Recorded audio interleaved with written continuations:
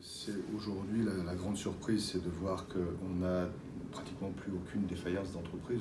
On se retrouve dans une juridiction comme la nôtre avec moins d'entreprises en difficulté que ce qu'on connaissait à la même époque l'année passée.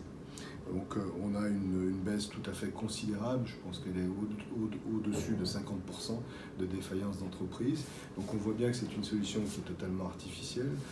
On sait très bien aussi qu'on va avoir des difficultés, certaines entreprises vont avoir des difficultés parce qu'elles consomment aujourd'hui leur PGE. Certaines bénéficient de report de charges, certaines bénéficient d'annulation de charges, vont bénéficier d'annulation de charges, etc. Mais la question qui va se poser, c'est la reprise d'activité.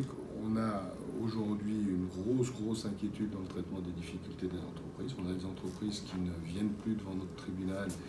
Il faudra qu'on revienne très rapidement à un ordre économique très normal si on ne veut pas effectivement avoir un dysfonctionnement majeur de notre économie et surtout après des questions beaucoup plus larges qui se posent, c'est notamment la capacité d'investissement qu'auront les entreprises qui seront très endettées du fait de cette crise pour les 5 ou 6 ans qui viennent.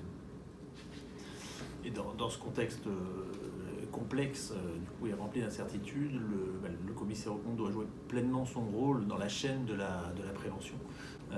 Donc autant en amont que possible, il faut avoir conscience que ce rôle il est compliqué par toutes les mesures un peu transitoires qui existent actuellement. Est-ce qu'une entreprise financée par le PGE, donc qui a de la trésorerie pour assurer ses prochains mois mais qui n'a plus d'activité, doit être considérée comme ayant un risque sur sa quantité d'exploitation?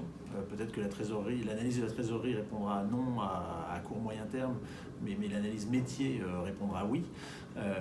Et dans ce cas-là, quelle conclusion en tirer quant au déclenchement de la procédure d'alerte et le lien à faire avec le tribunal de commerce, sachant que, comme Thierry Gardon l'a parfaitement expliqué, plus on prend les faits tôt, plus on aura de leviers permettant à la société de continuer sa route.